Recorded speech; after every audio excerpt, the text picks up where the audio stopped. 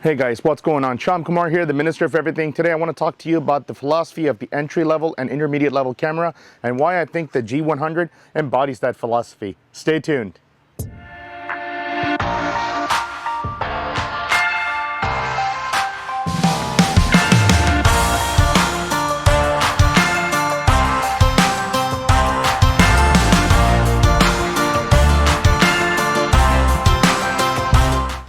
Okay, so first up, let's talk about aesthetics. Okay, I know this sounds really stupid and the way your camera looks shouldn't matter to you, but it should be one of your first considerations because you're going to be spending a lot of time and money with this camera, and the aesthetics really play into that. Some people out there don't care what your camera looks like, they just really care about what it can do. And if you're one of those people, then great, good for you. But there are a lot of people out there who, care about the looks of their camera. There are people out there willing to spend $2,000 on a professional full frame camera just to get the looks. And let's face it, that's really not the way to go. And you'll see why in a second. But however, definitely play into what looks good to you, because what that means is that you're going to be using that tool more often, and it's sort of a positive loop. You're going to use the tool more often, you're going to get to know your camera more, you're going to use it more, and therefore create more content. So while it sounds stupid and lame and you're thinking to yourself, it shouldn't matter whether or not a tool looks nice, aesthetics don't matter, it's the functionality. While I agree with you, really be honest with yourself and see if you're the kind of person where the looks matter, because let's face it, most of us are drawn to certain things and objects because of the way they look. The pens we buy, the clothes we buy. Why should it be any different for the tools you buy, such as cameras, whatever your intended purpose for that camera should be? So definitely consider that as part of your purchase mindset when you go to buy that entry-level or intermediate-level camera. Okay, next up, let's talk about price. For an entry-level or intermediate-level camera, you should not have to spend more than $1,000. Now, the reason I set that as a hard limit is because there are a plethora of cameras that you can work with within that price point. And that price point also, to me, signifies how much you should spend, especially if you're not sure if you are going to be into photography or videography or into your side gig, wedding photography business, what have you. You should not spend more than $1,000 in the beginning, because let's say you decide it's not for you after a few months, or your life has changed and you decide not to do it anymore. You should be able to get out of your hobby for as little money as possible. And for $1,000, you'll get one of the best cameras out there, which I think is the G100, but there are other options for you should you not go the way of the G100. However, I want you to be able to get out of this hobby of yours or whatever intention you have as soon as possible, especially if you're not going to be pursuing this new interest of yours any further. Because a lot of people will buy cameras that are $2,000, $3,000 thinking it's going to be very easy for them to become professional photographers and videographers, and they realize it's not for them. They purchase all this equipment for a lot of money and let it sit on their countertops or shelves where they think they'll get back to it someday, but that never happens. And you end up selling it on eBay 10 years from now thinking it's worth a lot of money, but actually it's not how the world works. Lenses have value that goes up over time. However, digital cameras usually go down in value over time through the miracle of depreciation. So do not spend more than $1,000, because that's an investment you're making to find out if you're into this. And for $1,000, you get a lot of bang for your buck, which coincidentally happens to be my next point. For $1,000, your camera, whether it's entry level or intermediate level, should be chock full of features. Okay, it should be able to allow you to grow with the camera. So even if you buy a basic entry level camera, it should help you graduate into the intermediate level while using the same camera. And again, I think the G100 is perfect for that. We'll talk about why in a second. However, there are other cameras that could help you do that as well. But you should not give yourself free license just because you stuck it out with your entry-level camera for a year and you decide, hey, I'm done, I'm now a professional or whatever, and you decide to buy a more expensive camera. You shouldn't have to do that, and there are a lot of cameras out there now that help you kind of graduate to that intermediate level while working your way up to more professional levels, at which time your basic and intermediate camera could be your secondary camera, if you will. So definitely consider this when you're buying your new purchase, is that there should be a lot of features, and there's plenty of cameras that offer that today. That has not been a problem in the industry at all. Okay, my last point before we talk about the G100 is simplicity. The camera you should buy no matter for what purpose, whether it's a hobby or you want to start your own YouTube channel, should be simple to use. Now, I know everybody gets caught up in the mindset that when you get a camera or you've never done photography or videography before and you get a camera, that you should learn how to use everything manually right off the bat. No, that's really not true, and it's actually going to be you're going to be doing a disservice to yourself if you do that, because the reason for this is because when you buy a camera with an intention, like you want to start a business or you want to go into YouTube, what have you, your focus is going to be on creativity, or rather it should be. You should be busy creating content over and over and over so you build an audience and people watch you for a certain reason. Now, in the beginning, no matter what you do, your material is not going to look as good as some of the professionals out there, but you'll work up to it. And that should be your full priority, is to get to know your camera by using it, not studying it like a university level course, because I can tell you that's the quickest way for you to fail at doing whatever it is that you want to do with your camera purchase, because your focus is going to be on creating content week after week for YouTube, building a website if you need to do one of those, or how to get the word out about your YouTube channel and your content. You know, you're going to have to learn things like SEO and things like that, sharing it on social media. You're going to be busy with all of that. Adding another layer of complexity to that activity doesn't make a lot of sense to me.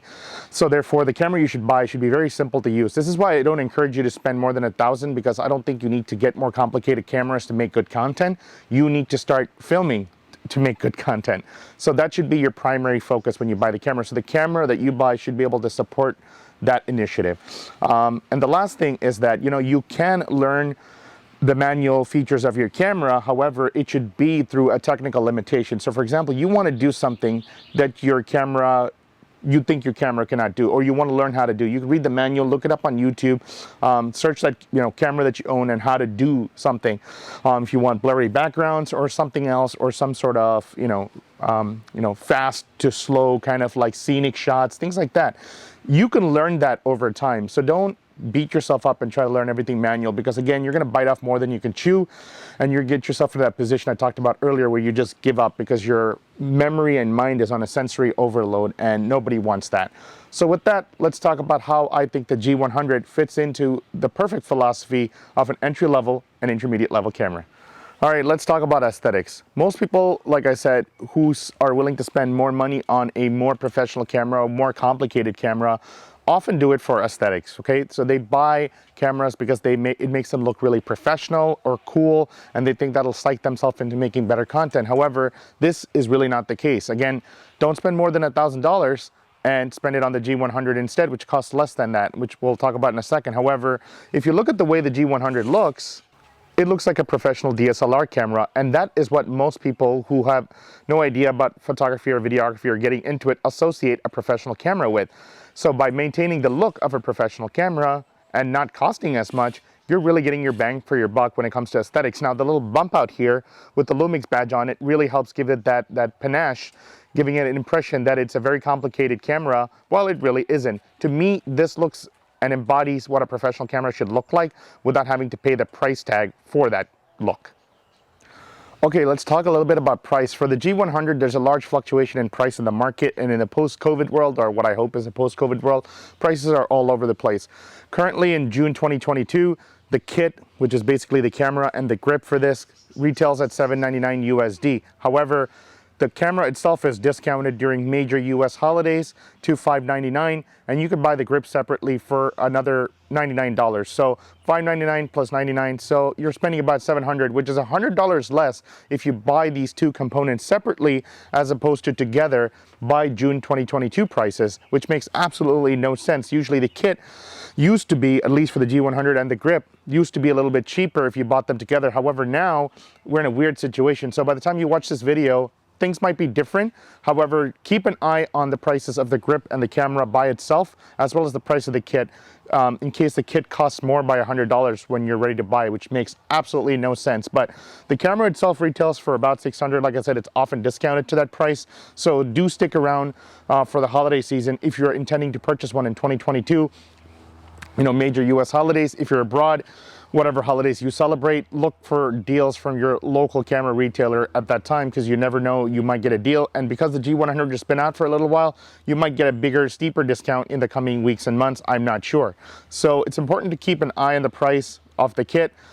versus buying the two pieces separately. Again, to me, it makes no sense that the kit would cost more, but it is what it is. And I just want you to have this information should you wish to be serious about purchasing yourself a G100. However, it qualifies the philosophy of for me, for the price of a basic entry-level or intermediate-level camera of being less than $1,000 and giving you the room to purchase a more expensive SD card or higher capacity SD card or other accessories for your camera. Okay, so let's start talking about the features the G100 has to offer that makes it a great entry-level camera as well as an intermediate camera. Okay, so let's look at some of the recording qualities available to you on the G100. Keeping in mind this is an entry-level and intermediate-level camera.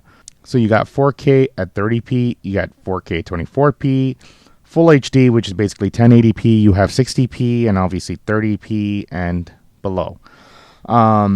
A lot of people complain that this camera does not have 4K at 60p. Let me tell you something. This is an entry-level intermediate camera, okay? Not an expert-level camera. And even those cameras cost a lot of money, way more than $2,000 sometimes. So don't confuse this for an everything camera, because really this camera is there for a reason. There's a marketplace for it, and I'm trying to place it in that marketplace for you so you get the most bang for your buck, especially when you're starting out. Okay, looking at this camera, next up is the electronic viewfinder that sort of gives this camera a bump out, given that look of that DSLR that I said that everybody is seeking after as the professional camera, especially when it comes to the aesthetics. This is obviously a Micro Four Thirds camera, but anyways, the bump out here is an electronic viewfinder, which is absolutely fantastic to have if you are using this camera on a bright sunlight day, which I cannot replicate here. However, if you're in bright sunlight and the screen can get too much to see, it's maybe very hard to see your subjects. All you have to do is put your eye here and you can use this as an electronic viewfinder, which is what it's meant to do. Now, again, at this price point, it's amazing that one is included. A lot more expensive cameras than this camera do not have that feature available to them. So please remember that this is a cool add-on feature available to you at this price point.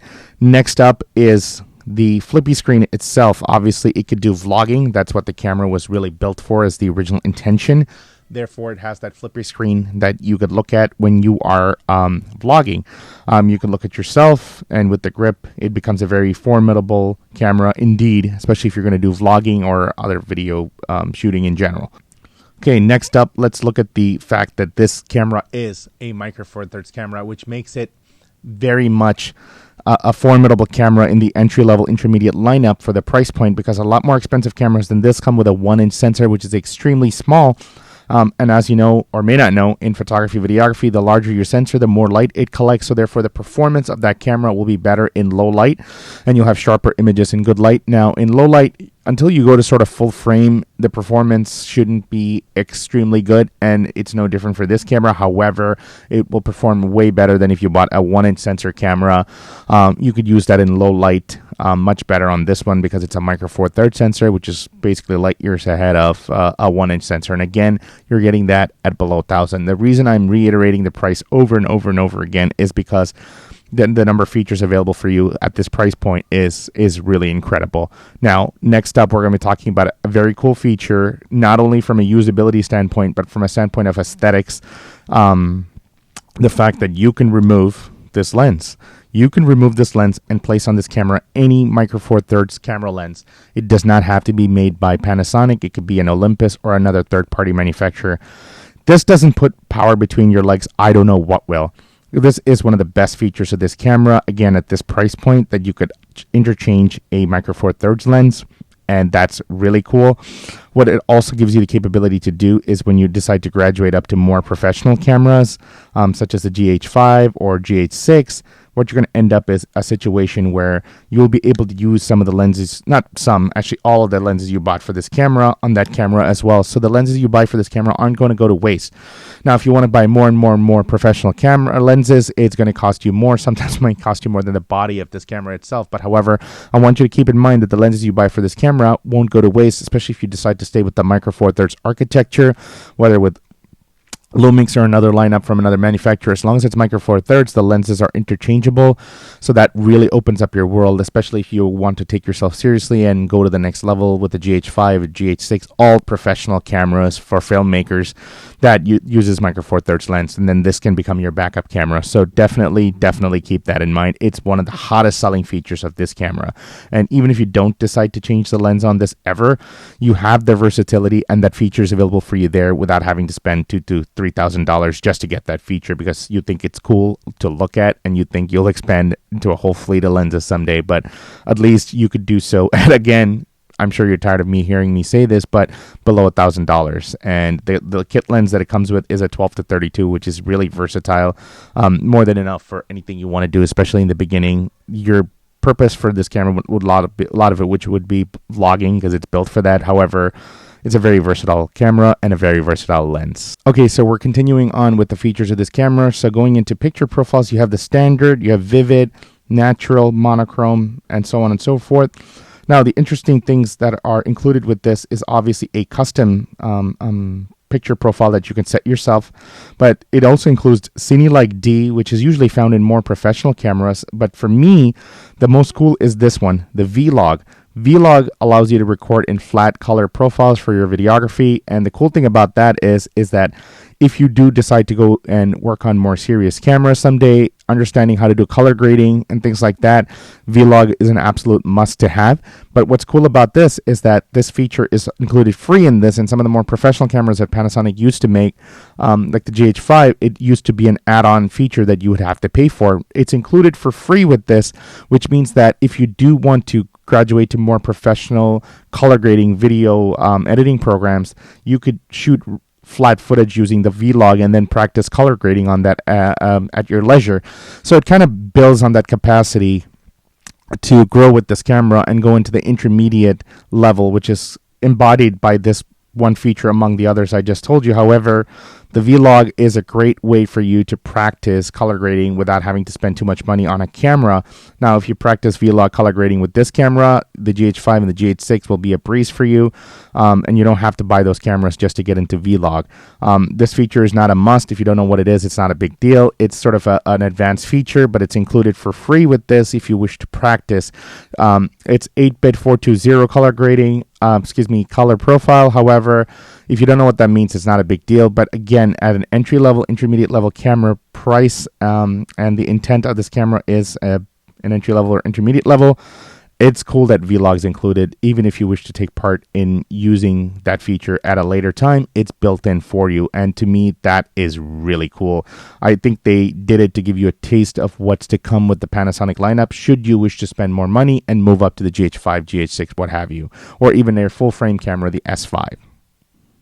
Okay, so moving right along, they have a set of filters built into the camera that you can use should you wish to get some easy effects for your photography, and it's kind of all built in for your leisure. Again, bang for your buck, lot of features for not a lot of money. So definitely lots to play with, lots of room for you to grow with, and things like that.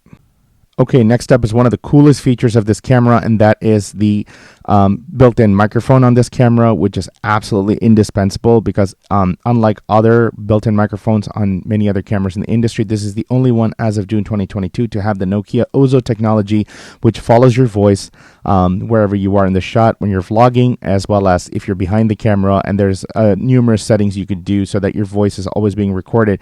Unlike other cameras that are out there where the voice on the camera is really to provide a guide for you so that you could make sure the footage and the audio is lined up from an external recorder, this is actually a formidable microphone that actually performs really well. And a lot of my videos are shot without any external microphone.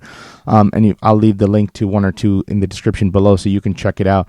With the wind reduction feature that's built into this camera, you don't need an external microphone, allowing you to actually put this camera in your jacket pocket and carry it with you wherever you go. It's not quite small enough for you to carry in your jeans pocket. However, a jacket pocket or a small bag would do.